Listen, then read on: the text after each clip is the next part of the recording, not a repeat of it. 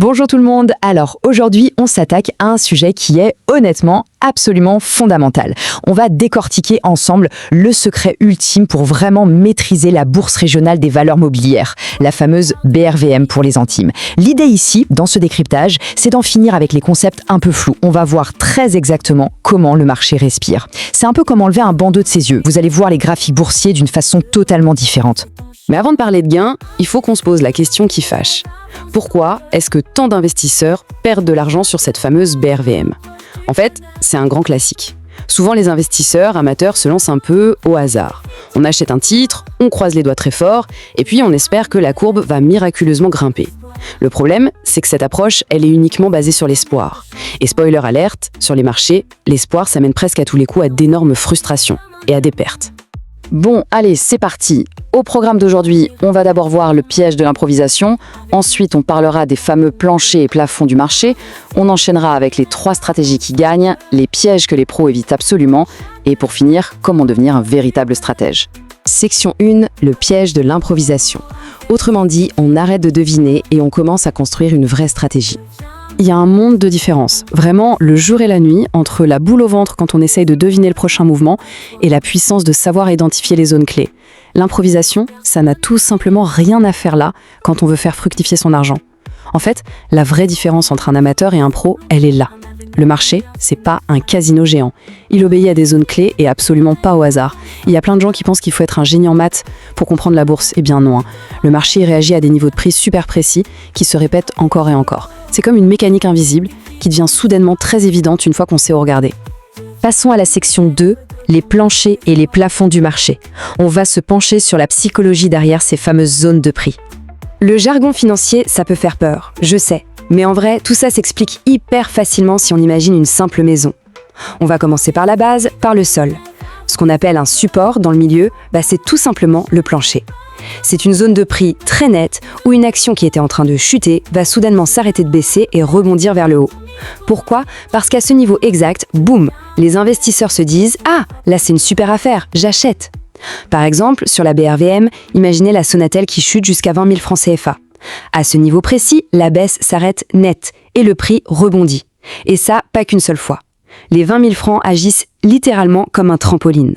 Et donc, logiquement, si on regarde vers le haut, on a ce qu'on appelle la résistance. Ça, c'est le plafond de notre maison. C'est la zone où l'action arrête net de grimper. C'est assez intuitif au final, c'est le moment précis où plein d'investisseurs décident en même temps de sécuriser leurs gains. Ça bloque le prix et hop, ça redescend. Imaginez notre même action qui monte super bien, elle arrive à 22 500 francs CFA, mais elle bloque à chaque fois qu'elle touche ce niveau. Ce plafond invisible l'empêche catégoriquement de passer parce qu'il a juste trop de pression à la vente à cet instant précis.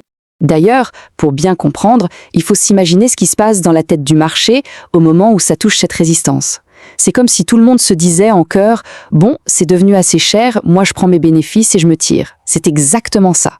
Ceux qui ont acheté plus bas voient le prix au sommet, ils sont super contents de leur plus-value et bam, une grosse vague de vente se déclenche. C'est cet effet de groupe, cette action simultanée qui crée le fameux plafond. Et ça illustre parfaitement un truc de dingue. Ces zones, elles marchent avec une précision mathématique, à cause d'une seule chose, la psychologie humaine. C'est fou, non ? D'un côté, vous avez la peur viscérale de perdre ses gains, ce qui pousse tout le monde à vendre en masse sur la résistance. Et de l'autre, vous avez l'espoir de faire le coup du siècle, ce qui pousse à acheter vigoureusement sur le support. Faut vraiment se dire que la bourse, c'est pas juste des chiffres froids sur un écran. C'est un miroir géant de nos émotions. Et vu qu'on réagit un peu tous pareil, ces niveaux de prix deviennent super prévisibles. Section 3. Les 3 stratégies gagnantes. Il est grand temps de déployer notre boîte à outils. Alors, on passe aux choses sérieuses. Maintenant qu'on a bien compris l'architecture et la psychologie du truc, voici comment agir concrètement avec un plan d'attaque en 3 étapes. Étape numéro 1. On achète intelligemment sur le support. En gros, on est patient. Au lieu de courir après une action en pleine hausse, on attend sagement qu'elle retombe sur notre fameux plancher pour l'acheter au rabais, sans paniquer. Étape 2. On vend sur la résistance. Là, l'idée, c'est de ne pas être trop gourmand. On encaisse les gains juste avant que ça ne tape le plafond et que ça redescende. Mais attention, l'étape 3, c'est là que ça devient vraiment fascinant. C'est profiter de l'explosion du breakout. Ça, c'est quand le marché ne rebondit pas contre le plafond, mais qui le fracasse complètement de toute sa force. En fait, lors de ce fameux breakout, c'est-à-dire la cassure de la résistance, le plafond psychologique vole en éclats. Ça veut dire une chose, les acheteurs ont pris le contrôle absolu du marché. La pression est tellement forte que le prix s'envole littéralement dans des zones inexplorées. Et c'est là, précisément, qu'on voit des gains massifs et super rapides se déclencher. On parle d'accélération fulgurante de 10, 20, voire 30%. Bon, c'est clair que c'est une technique un peu plus avancée, mais c'est le vrai moteur de surperformance sur la BRVM. Section 4. Les pièges évités par les pros. Comment naviguer dans les embûches du marché? Faisons une petite pause réalité ici. Oui, le marché regorge d'opportunités incroyables. Mais attention, il ne pardonne absolument pas l'improvisation ou la naïveté. Il y a 4 erreurs fatales que 90% des amateurs font. La première, acheter en plein milieu de nulle part, ni sur un support, ni sur une résistance. C'est littéralement comme naviguer à l'aveugle. Deuxième erreur, ignorer les faux signaux. Le marché demande toujours une confirmation. Troisième erreur, et c'est souvent la pire, agir sans utiliser de stop-loss, ce fameux filet de sécurité pour couper les pertes si ça tourne mal. Et enfin, le grand classique, acheter beaucoup trop tard. Par peur de rater le train, plein de gens achètent quand l'action a déjà explosé et qu'elle s'apprête en toute logique à s'effondrer. C'est pour ça qu'il y a une règle d'or absolue à graver dans le marbre. Les supports peuvent casser et les résistances peuvent être franchies. Il faut toujours utiliser un stop-loss. Les zones dont on parle, ce ne sont pas des murs impénétrables en béton armé. Elles nous donnent d'excellentes probabilités, mais en bourse, il n'y a jamais de garantie à 100%. C'est pour ça que la gestion stricte du risque, c'est la vraie base du succès. Votre stop-loss, c'est le parachute de secours si jamais le plancher s'effondre d'un coup. Alors le point crucial, la petite astuce de pro d'une efficacité redoutable pour évaluer ces zones, c'est le chiffre 3. Pourquoi 3? Parce que sur les marchés, plus un niveau est testé, plus il devient fort et légitime. En gros, un support ou une résistance qui a été percutée 3 fois de suite devient extrêmement solide. C'est exactement le genre de signal majeur que les acteurs expérimentés de la BRVM guettent de très près. Au bout du 3e rebond, tout le monde prend ce niveau très au sérieux. Section 5. Devenir un stratège du marché. Il est temps d'élever notre approche. On arrive à l'étape finale. Maintenant, on connaît la psychologie, la technique, les pièges à éviter. C'est génial, les supports et les résistances sont une base formidable, mais pour vraiment réussir à long terme sur des valeurs comme la Sonatel ou la SAP, ils ne se suffisent pas toujours à eux-mêmes.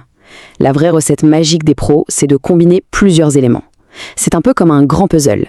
Il faut croiser l'étude des zones de pluie avec les volumes d'échange, pour voir la puissance d'un mouvement, surveiller les fameux breakouts et bien sûr, toujours garder un œil sur l'analyse fondamentale de l'entreprise. C'est cette synergie globale qui fait de vous non plus un simple spectateur, mais un redoutable stratège capable d'agir avec une précision chirurgicale. En bref, si on devait résumer tout ça, sur la BRVM, sans remettre au hasard, c'est l'assurance presque certaine de perdre. Mais appliquer une méthode, ça mène à la victoire.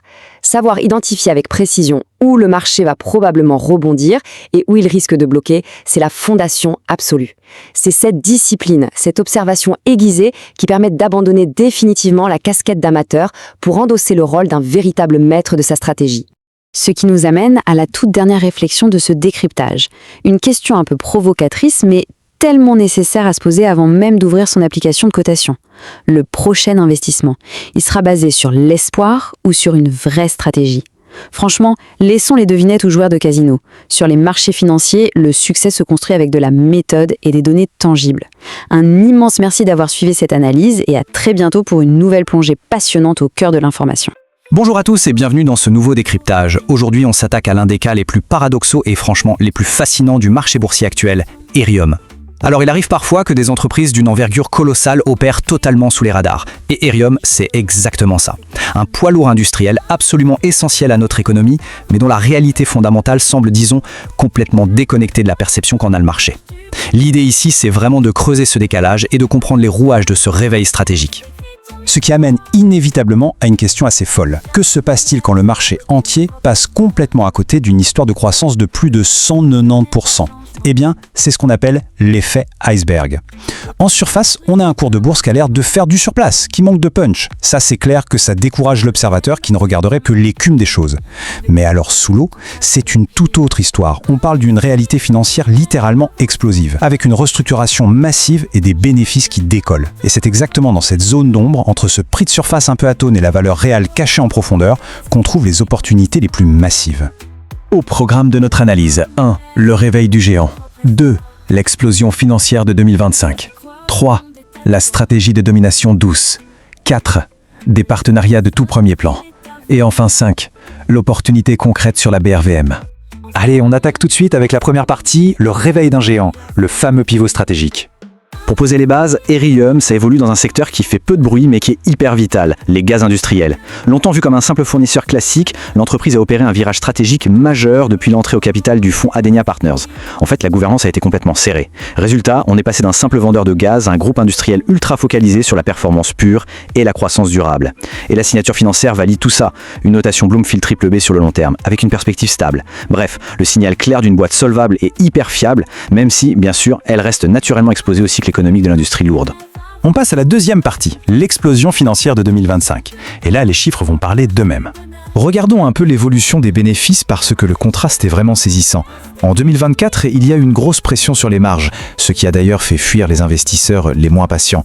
Mais quand on se penche sur le premier trimestre 2025, waouh, la dynamique est foudroyante. Le résultat net bondit de 31,9 millions à 169,1 millions de francs CFA. On parle d'un saut de 430%. Et attention, ce n'est pas un petit tour de passe-passe comptable, c'est le signal très clair, très net qu'un retournement opérationnel extrêmement costaud vient de démarrer. Ce qui nous amène aux chiffres clés à retenir, ce bond spectaculaire de plus de 190%. C'est ni plus ni moins la croissance projetée du résultat net pour toute l'année 2025, estimée à environ 1,10 milliard de francs CFA. Franchement, quand une machine industrielle de cette taille sort des progressions pareilles, on ne parle plus d'une simple embellie. C'est un vrai changement de dimension. L'entreprise vend mieux, elle gère ses coûts à la perfection et elle dégage un niveau de rentabilité inédit. Et si on regarde la chronologie, on comprend tout de suite que ce n'est pas juste un petit rebond éphémère. C'est une reprise structurelle profonde. Après ce rebond hyper brutal du premier trimestre, on observe une stabilisation au premier semestre. Puis, boum, le troisième trimestre remet à coup d'accélérateur avec 58% de hausse, avant d'aller vers une normalisation saine en fin d'année. Le plus intéressant là-dedans, les projections pour le premier trimestre 2026 montrent une croissance maîtrisée. L'entreprise passe de l'explosion à la consolidation. Et sur le long terme, c'est exactement ce genre de profil qui rassure. Troisième partie de notre analyse, la stratégie de domination douce, ou comment allier proximité et sécurité. L'offre d'Iridium, c'est du produit hautement critique. On parle d'oxygène, d'azote, d'hydrogène, de CO2, d'acétylène. Et ces gaz partent vers des secteurs qui ne peuvent absolument pas se permettre la moindre rupture d'approvisionnement. Les mines, le pétrole, l'agroalimentaire et évidemment le secteur de la santé. Imaginez un instant, un hôpital ou un site minier sans ces intrants. C'est l'arrêt complet. Ça crée naturellement un modèle d'affaires ultra défensif avec des revenus hyper réguliers et une dépendance énorme des gros clients vis-à-vis de leurs fournisseurs.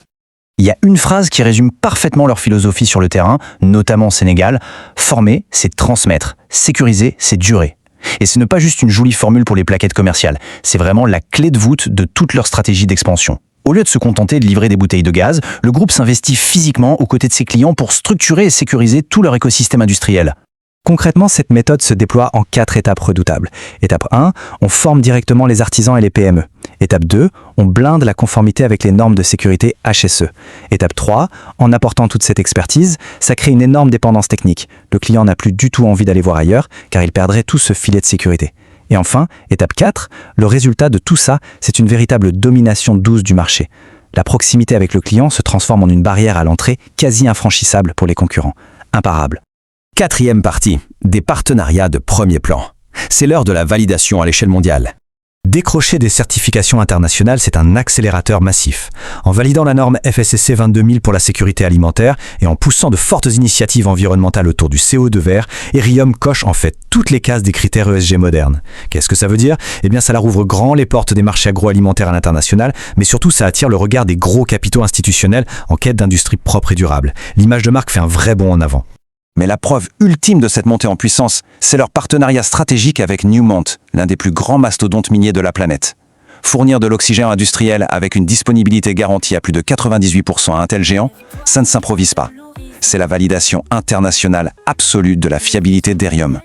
Quand un groupe mondial vous confie une opération aussi critique, ça valide non seulement le business model, mais ça prouve surtout sa capacité à passer à très grande échelle. Et on termine avec notre 5e et dernière partie, l'opportunité boursière sur la BRVM. Que nous dit réellement le marché ? Si on décortique les données techniques, on se retrouve face à une prudence assez fascinante. Le cours tourne actuellement autour des 2775 francs CFA, juste au-dessus d'un gros support à 2700. Les indicateurs sont hyper neutres. Le RSI est à 46, le MACD est négatif.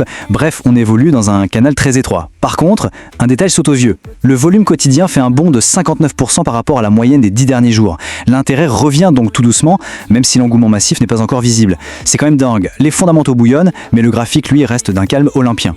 Face à une telle configuration, deux stratégies bien distinctes se détachent. Pour l'investisseur qui vise le moyen ou le long terme, le maître mot, c'est l'accumulation. Avec une croissance bénéficiaire attendue à 190% et une valorisation qui n'a absolument pas encore intégré cette nouvelle réalité, le terrain est idéal pour construire une position progressivement. A l'inverse, pour ceux qui ont une approche très court terme, la patience s'impose. Sans tendance claire, il vaut mieux attendre une vraie cassure technique, notamment au-dessus de la barre des 3200 francs CFA avec de gros volumes, histoire de valider une véritable impulsion haussière. Ce qui amène à cette réflexion finale assez provocatrice, le marché est-il tellement hypnotisé par le calme plat de la surface boursière qu'il en oublie de regarder le gigantesque moteur industriel qui est en train de s'emballer juste en dessous? L'histoire de la bourse nous le rappelle souvent, les performances les plus marquantes ne viennent pas des situations évidentes, mais précisément de ces fameux angles morts. Ces moments où les fondamentaux ont déjà explosé, mais où le prix met du temps à s'ajuster. C'est exactement là qu'une analyse de fond fait toute la différence. Merci d'avoir suivi ce décryptage qui, espérons-le, offre une vraie boussole pour naviguer dans cette situation de marché vraiment hors norme.